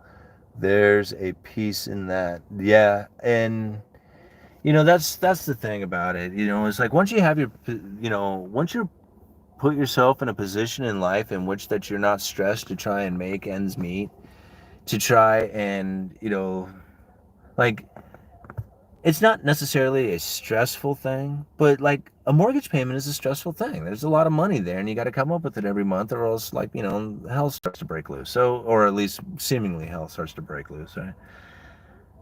So like that's a lot of weight to carry, knowing that you have to do that every single month. Having all that off, like even if you don't have anything grand in your life, just having like the guy was saying earlier, you'd rather be poor and be debt free than not a slave than to live in a palace as a slave. It's totally true. I mean, you can feel good about being in that fancy house and stuff like that, but think about the stress that you go through every single day trying to make the payments on it. The guy who is just living a normal kind of basic life, nothing fancy, nothing else going on, doesn't have any debts, and probably isn't going to have a whole lot going on in his life, doesn't have a whole lot of stress going on either, and so therefore they're probably fairly content. I mean, I don't know, but I'm just guessing with that. And thank you very much, Edward Diaz, 1130 for the 4.99. Very much appreciate the super chat and the support. You guys are so awesome with it. I do appreciate it. Let's see here.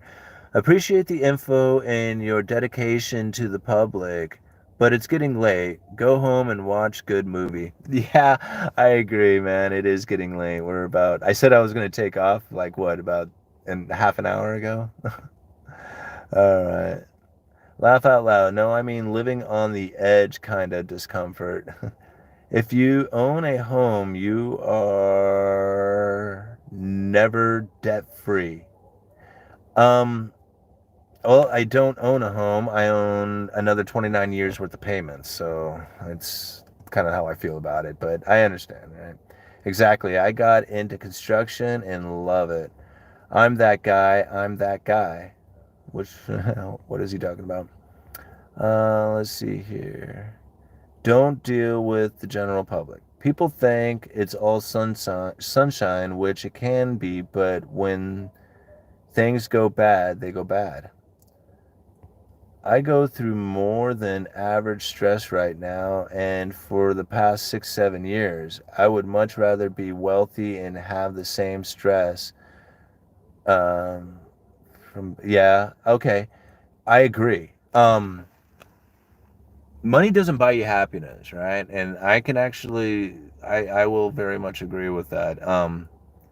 Happiness is much more of a state of mind, and it doesn't really necessarily have to do with money. Now, I've never been in a situation where having like money in your pocket or having money in a bank account or just whatever was the problem. Like, I've never had that be the problem. Like, if you have more money, then generally you can use that money to try and help out with your problems.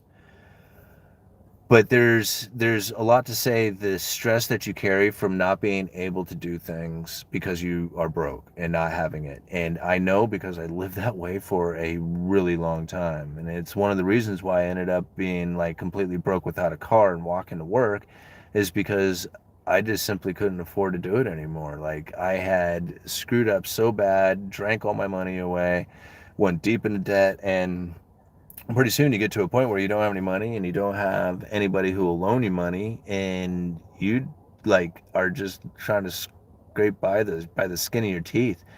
And literally, like, for me, like, having no car, like when the car finally broke down, I couldn't use it anymore. I was almost relieved by this car breaking down, because one, it was just like, okay, I'm shed of this thing, it's done, right? I don't have to think about it anymore because it's gone. So that was one of them. The other thing was is that it took me about 20, 25 minutes to walk to work, and knowing there was nothing else I could do for those 25 minutes because I had to walk to work, right? There was like, I didn't have to try and figure out like some other way or try and like, find a job or do like whatever. I had to walk to work. I had no other choice. And so, like, to me, it was almost liberating to have that freedom to say there was nothing else that I could possibly be doing right now except for making this walk to work. And then once I got to work, then I had to work. But that 20 minutes was almost relieving to me, and it was worth a lot. And to think like how broke I was at the time, to have that going on was like the one thing that I actually found beneficial in my life. Anyway, kind of an interesting story there. Oh wow, there's so many comments. You guys are awesome. All right. Working out daily makes you happy, even if it's just half an hour. Yeah, I agree with that. Exerting yourself in some sort of fashion. Like I found anytime like I started like getting bummed out or like started spinning or anxiety would start to kick in, I would go and do push-ups, and doing push-ups until you can't actually do a push-up. So like for me, it's not very many. It's like 30 or something, 35 right now. But even still, like, forcing yourself to do it, it's just like, okay, so you got to the last one, you can't do it anymore, and like your arms are just tired, you can't do it, and then you try and do one more, and like you force yourself to do it, like it takes everything in you to finally get that last push-up done.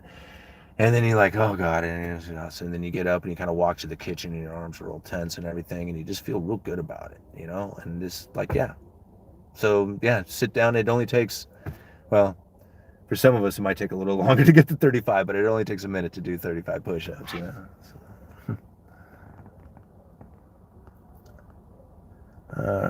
Yui has changed lives. Everyone gives him a thank you. He helped me short the lumber market, and now I don't have to work another day in my life. Thank you, sir. Well, Bitcoin, I appreciate it. I don't know if that's like if you actually did that or not, if you're just yanking my chain on it. But if you did happen to make a bunch of money off of that trade, hey man, right on. I'm glad you were able to use the information for something like that. Again, the information here is for entertainment purposes only. It's not meant for you guys to use to do investments with. I have no idea what I'm doing when it comes to investments. I just study macroeconomics. I try to think of the cause and effects of things.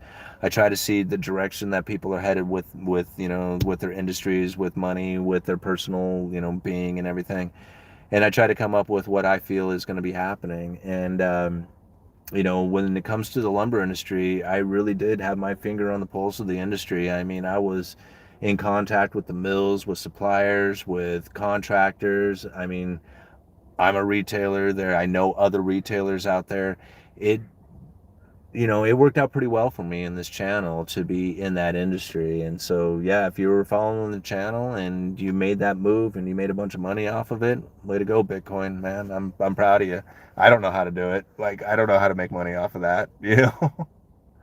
Like I could go and, buy like the wood ETF or something like that, but I don't know how to make like, like a margin trade or something like that to make a bunch of money. I mean, if I did, I probably could.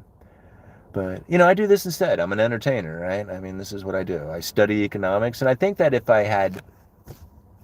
really, if I was to go and start trading or doing investments on a bigger scale than what I do, then I feel that I might lose touch with my view of what's going on with macroeconomics. Because, just like anything out there, I mean, no matter what you want to see, you will what you look for, you will find it, right? You will see it. And so, like, if you are looking for all the reasons why gold and silver will go up, then you will find them. You will find a million reasons for it if you want to. Same thing if you don't want to see it go up, you'll find a million reasons why it doesn't go up. And so when it comes to investment and being an economist, I think those are two very separate things. Even though you look at the same data, right? You're looking at the same information, you're kind of, trying to break it down the same way. But I don't think they view it in the same fashion. I think one is a hopeful kind of aspect of things, willing to throw money at it to see if it actually comes true.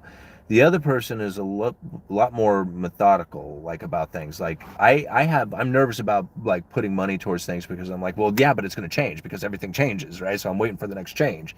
So like, that's not how investment works. Investment is like, no, you throw it in there and you take the money out when it's good, right? But that's not like really how economists kind of think. So I think economists make terrible investors anyway. Like I just think they make terrible investors. I mean, maybe that's just because I think of myself that way. I don't know. All right. Thank you, Johnny Midas, for the $10. Some ching ching for doing these live streams. Well, I really appreciate that, man. It's very nice of you. I'm going to give it probably another 15, 20 minutes because I really should go home. What time is it? 8:25. Yeah, it is getting late. People on the East Coast, it's like really late for them if they're even here. All right. What do you expect 5 and 10-year U.S. Treasury rates would be in the next 5, 10 years? Do you think it would be max next year when it will go down? Um, I mean, 5, 10 years from now, I don't know, man. That's gonna be hard. It's hard to even predict what things are gonna be like next year, let alone 5 to 10 years from now. Um, I don't know. I mean, at that point, we could be in a full-on, sovereign corporate debt crisis, which I do think is still coming. I think we're going to experience something like that. I mean, it may take 5 years for that to fully, like, manifest itself. I think it's going to happen quicker than that, but it could take that long, and, who knows. But 5 to 10 years from now, I don't know. I think we'd probably be experiencing a lot more digital currency kind of things by then. Um, It's too hard for me to guess. I can't guess 5 to 10 years out. I just don't know. UE, the more one knows about the past, the more one can know about the future. Human history is cyclical. Yeah, and I totally agree with that. I mean, that's one of the reasons why, I don't. It's not necessarily like, okay, we could take the article for example, right? Now, here's all these economists who are saying, okay, what generally happens to unemployment when the Federal Reserve tightens, right? Well, the lowest people on the unemployment get hurt. Well, you can take history to determine this, right? That says, okay, well, we can make this logical call that all the lower income people are going to get hurt from a recession when the unemployment starts to rise due to the Federal Reserve and the lifting of interest rates. But that may not be the case. Like, I think it's going to be more of like what I'm saying, and that they're going to knock the heads off of zombie corporations, and all those people will lose their jobs, and then they're all going to have to find viable jobs at the real corporations, or better jobs at the corporations, or take the service jobs, work in the restaurants, or something like that. So I don't necessarily think it's going to be like the trimming of the fat type of recession, like a lot of people are anticipating. Like the fat has already been trimmed. Like, all these companies are looking to hire people. So there's really nobody to fire. If they're trying to hire, they'll just stop hiring, right? I mean, it'll be kind of like the same thing almost. All right. UE would be good karaoke jockey. Yeah, my friend Leslie does it. I was thinking about going and hanging out with her sometime and seeing what the whole karaoke crowd is like. I haven't done karaoke in so long. I used to do it when I was drinking, but it would just be kind of a rare occasion, and I haven't drank in a really long time. So, all right. Do you see what Professor Jerome Segal said about the Fed? He said the Fed have made more mistakes than than any Fed he have known in his lifetime. They missed on the way up and on the way down. Yeah, well, you know what? I am the uneducated economist. Homeboy might be way smarter than I am. I was calling out a lot of what the Fed was doing as they were doing it, before they were doing it. They said it in their speeches. I have very little doubt in my mind that the Fed is in total control. Like, total control. They know exactly what they are doing. Anybody who says differently from that is not reading their speeches, or at least not taking it into consideration. I mean, all they have to do is just go back and watch some of my videos talking about monetary policy for a low neutral interest rate world, and John Williams pretty much laid out exactly what is happening right now. I mean, I don't know why people keep arguing with that about it. Like, Jerome Powell is not a decision maker. He does nothing as far as decision making goes except for add a vote to the FOMC. Right? The Federal Open Market Committee are the ones who deal with monetary policy. Anybody who is pointing the finger at Jerome Powell, calling him an idiot, saying that he has ruined the economy, doesn't understand the economy. They don't even understand the Fed. Like, you can't point your finger at Jerome Powell and blame him. You can blame the FOMC, but you can't blame Jerome Powell. He is nothing more than a messenger. So this is the type of things that people are not taking into consideration. These guys, they're 150 economists, the top economists out there. These guys study monetary policy since they were like 6 years old. They are definitely much more educated about it than I am. And I understand what it is that they are doing. Like, I am not like in agreement with it by any means. Like, I never been in agreement with the Fed. End the Fed. I hope the Fed disappears someday. Like, I'm ready to use competing currencies. Like, let's do it. But the Federal Reserve has stated it. They said exactly what they were going to do. And this is what's happening. Exactly what they said. I mean, I don't know why it's just like people keep questioning it. All you have to do is go back and read their speeches. They said it in there. Like, this is what they were going to do. I mean, I don't know how else to explain it. Like, that's why I was so adamant about like some of the things that I've been so adamant about, especially when it came to, money printer go bird, lumber prices go up, and everybody was calling me an idiot for saying that it wasn't the money printer that was causing these prices to go up.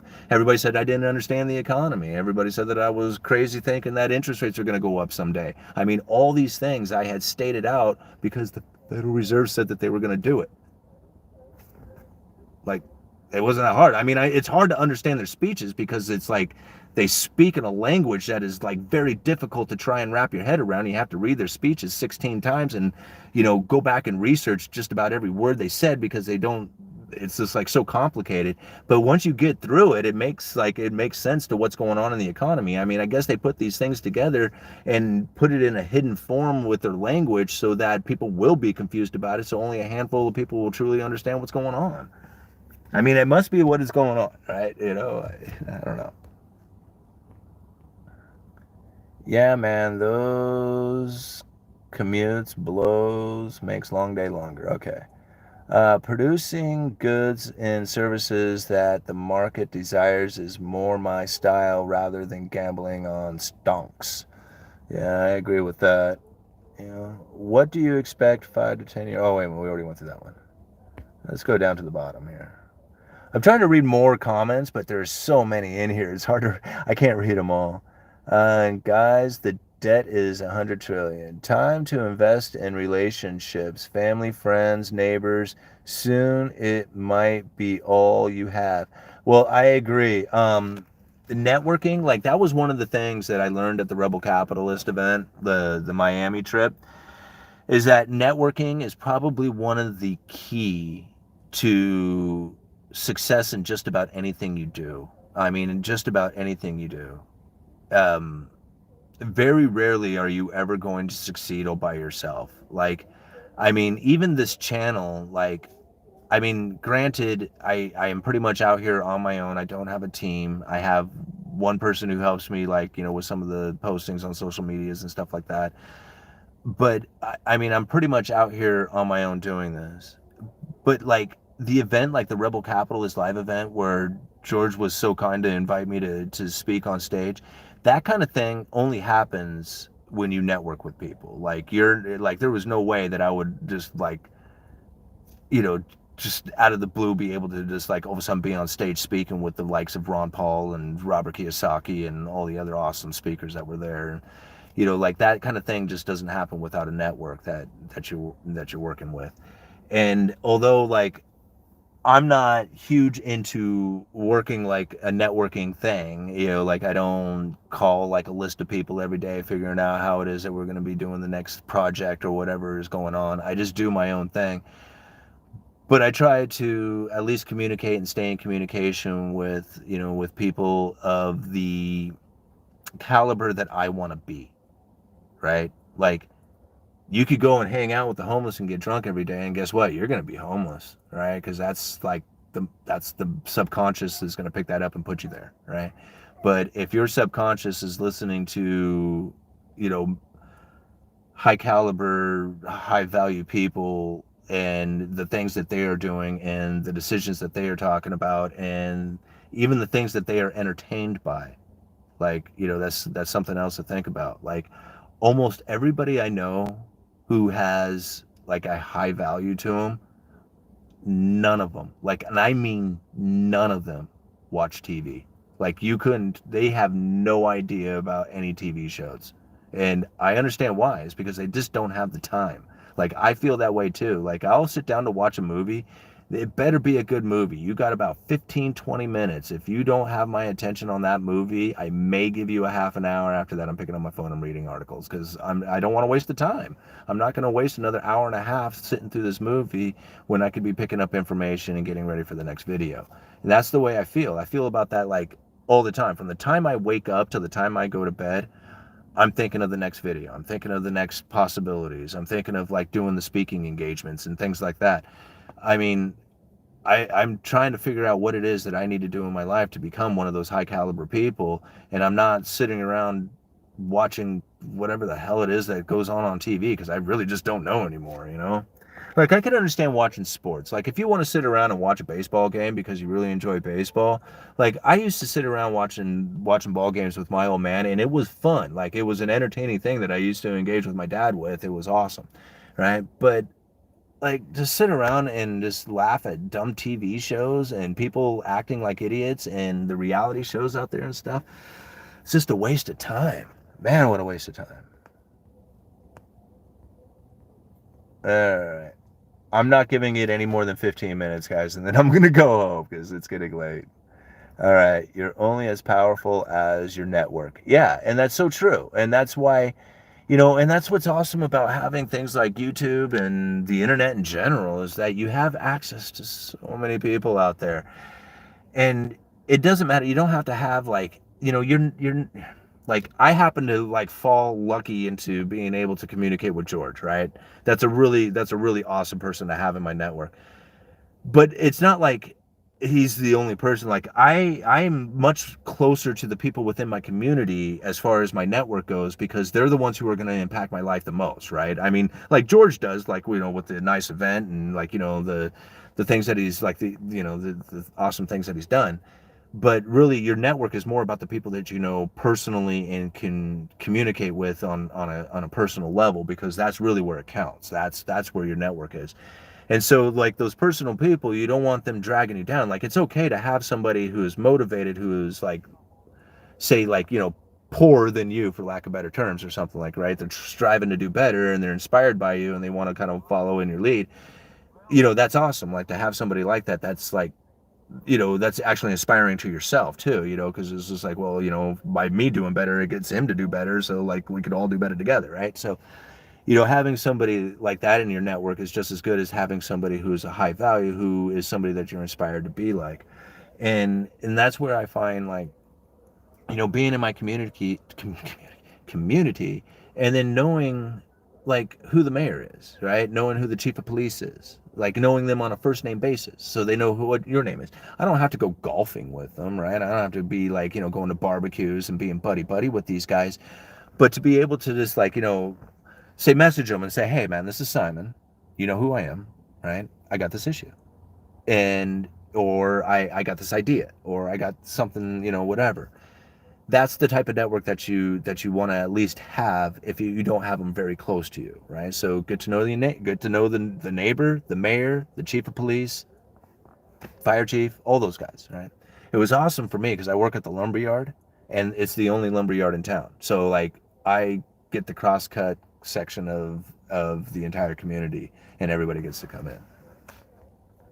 It's very important. Like, network is by far probably the most important part, right, of it all. Like, a good idea, worthy goal, ambition, stuff like that. But then having that network, right? And then also, I think, like, I also think about this one too, is also having, and I mean, a good partner, right? Now, whether you're, straight or gay or whatever, I mean, that's up to you. It doesn't matter really. But the person that you're with has to be very supportive of you, right? They can't be like putting you down or saying, like, your idea is draining too much, or you're not doing enough, or you're not spending enough time, or something like that. Like, if they are not, like, really supportive of your attempts to become a high value person, then you either, and like, you truly love them, then don't try to become a high value person, because you need somebody who is going to be, like, very supportive of what you're about ready to do. And that means that you may end up neglecting them emotionally, or like just whatever, because you got so much other stuff that's going on that is, like, far overwhelming the project or whatever. And that kind of thing happens. Like, and you got to recognize it, understand that it's short term, it'll pass, and then you got to make up for that, kind of thing. But most people aren't prepared to deal with a high value person, or a high performance person of such levels. Most people just, like, it's 9 to 5, right? You leave at 9, you show back up at 5. That was your work day. You sit at home, you watch TV, go to bed, wake up, do it again, right? And if you make a decent living doing this, and that's actually not a bad deal. Like you put a certain amount towards retirement, you stick to that game plan, you don't deviate from it, you just follow that exactly the way it is, and for the most part, you'll probably end up okay with like a decent retirement or something. And life will end up being, all right. But I didn't do that, right? I screwed up. And so here I am, 40 years old, trying to figure out what it is that I'm going to do with absolutely nothing, $20,000 in debt, no business, no real, like, I mean, I got a decent job, but it's not like a job that's going to, like, do something really fabulous for me. I can't save enough money for retirement, not at this point. So I had to do something about it. And I don't know, like, I was even telling my wife, like, the day I started this YouTube channel, I did it. I did it quite by accident. Like, it wasn't even like I had the idea for the Uneducated Economist. Like, it had been rolling around in my head, but I didn't really have any kind of real motivation to start a channel. And a lot of you know this story, right? It was Brittany, who I was working with, who told me, dude, you need to start a YouTube channel or a blog or something, because nobody understands what you're talking about and you're driving us crazy. So I went down and I fired up my camera. I sat down in my car, and I opened up the door to my car. I sat down on the seat of my car, and I did the introductory video to the Uneducated Economist. Now I think about it. What if it was raining that day? Would I have made that video? Would I started the Uneducated Economist? Would I be doing this right now? Like, what if I was just like, yeah, I should, and then I just put my phone down and I didn't do anything? But it wasn't raining that day. And I went down and I made that video and I uploaded it that day, and my life has never been the same. So something as simple as that, like, if it was raining that day, I may not be here doing this. My life may have deviated into something completely different, just simply off of a rainy day. I think about that kind of thing a lot, right? So yeah, I mean, at any given moment, your life can change from the simplest of circumstances that are out there. So when I found this and I saw that the YouTube channel was gaining traction and people were enjoying it, and it was before money, before anything else started coming, like before I monetized or anything else on the channel, I remember the first time a video got 100 views, and I went, whoa, the video's got 100 views. Like, people are liking this thing, right? And then I had 100 subscribers. And I thought to myself, I got a product. I actually have a product. Like, people out there, they got businesses, or they got, something going on in their life or whatever. I got that. Like, I got a product. Holy shit. Right? So I just, like, okay, let's do it, right? And this is, like I said, this is before money or anything else started happening. I just started putting these videos out, and I started gaining more traction and more subscribers and more views. And then pretty soon I was able to partner with YouTube and apply the AdSense revenue to it, and then my life started changing after that. And so it was quite amazing, the change of events that have taken place over the last, little bit. Still, old Brittany, man. I saw her the other day. She is so awesome. Yeah, she put them fists down on my desk. She's real tall. She's a real tall blonde girl, like rides horses, farm girl kind of girl. She's really nice, But yeah, she's like a little bit intimidating, Especially when I was sitting there. You know what you need to do. That's what she did to me. It's funny. All right, let's see here. Where are we at? Hour and 53. I'm gonna give it 7 more minutes, 2 hours, and then I'm gonna go home. Besides, like, homeless people are walking all around my car and stuff. All right. Is watching baseballs watching foreigners? No, it's watching baseballs. I don't know. There's some spaceballs up at Congress. All right. Then you can travel or find a maintenance gig. I guess who are they talking to? All right, happy for you, man. Topped out at 34. I'm 40 now. 31 is trillion. Okay, where's their question? Okay. I'm a mechanic and there is so much potential to take a small piece of the industry and run a decent side business. It's incredible. Yeah, I can really believe that. UE, what is the top 3 movies? Oh, that's a good question. Okay. Who's asked that? Oh, it's Josh. Yeah. All right. So one of my top movies, and simply because my dad is in it, and it's not necessarily because I live in Astoria, but it's The Goonies, right? So, and like I said, it's not because I live in Astoria, it's because my dad was in the movie as an extra. He wasn't like an actor or anything like that. He was in the Coast Guard at the time. They needed a bunch of extras. He was like in a crowd. You can't see him. But anyway, that always made me really happy that he was in that movie. And I love the idea of the treasure hunt and, everything about that movie, the getting kicked out of the house and having to, come up with all the, way to keep everybody around and stuff. I just love that movie. It was really good. The other one is Young Guns, right? I absolutely love the Young Guns movie. That has probably been one of my all-time favorite movies. I mean, I even today I still I just absolutely love it. That story of Billy the Kid and the riding with the gang, and man, I just remember kind of cruising with my buddies in high school thinking of that movie and kind of relating a lot to it.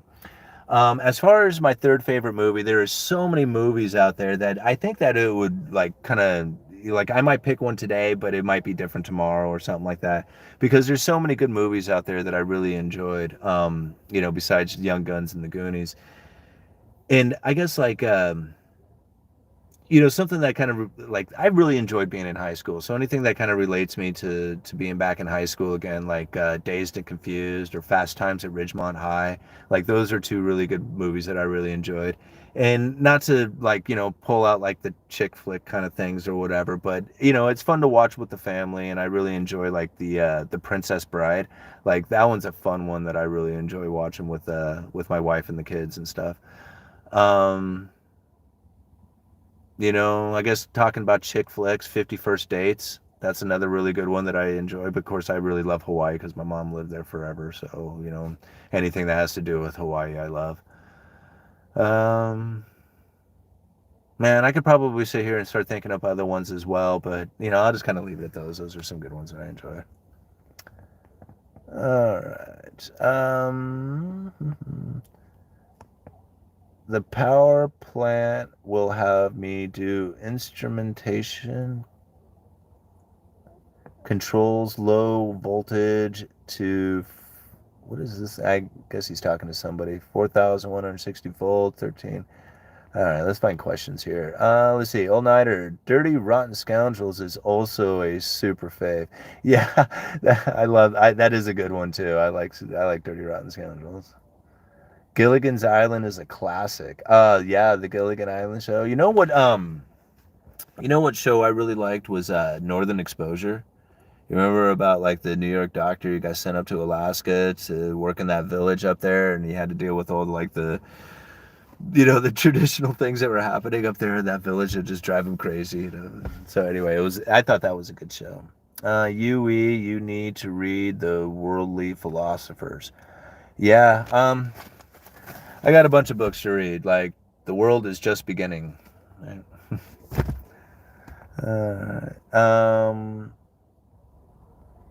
Sorry, we were chatting in your live. That's all right, man. Go ahead and chat away. That's the whole point of this. I mean, I like to, if we were in a big giant room, we would all be mingling around doing that, right?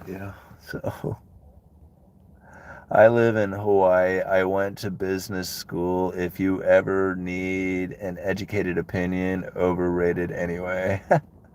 Good night, UE. Got to hit the gym. Yeah, I hear you. I'm going to give it about another minute and a half here, guys. I'm going to give it exactly 2 hours, and then I'm going to jet on home myself.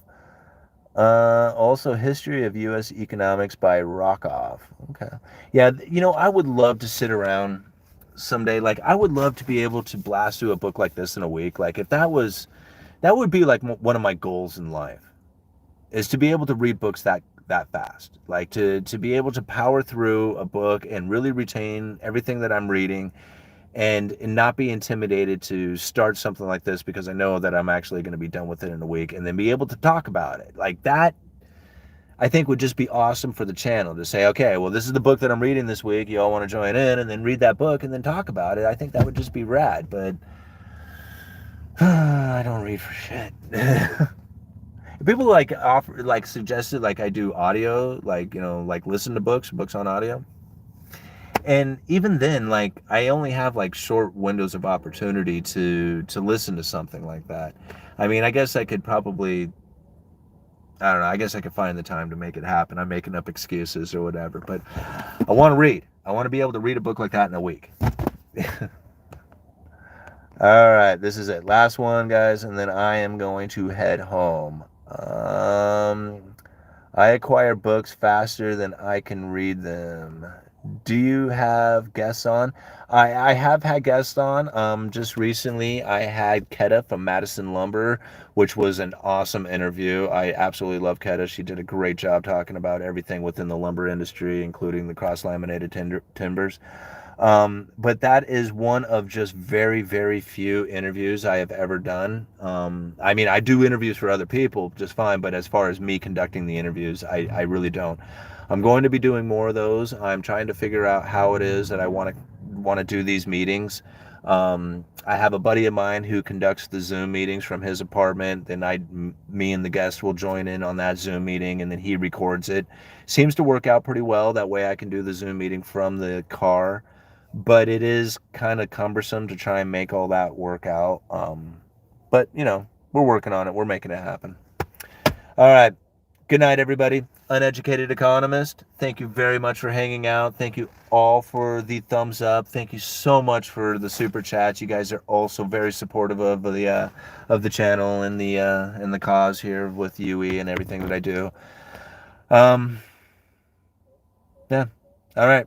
Good night, everybody. Uneducated Economist. You let me know.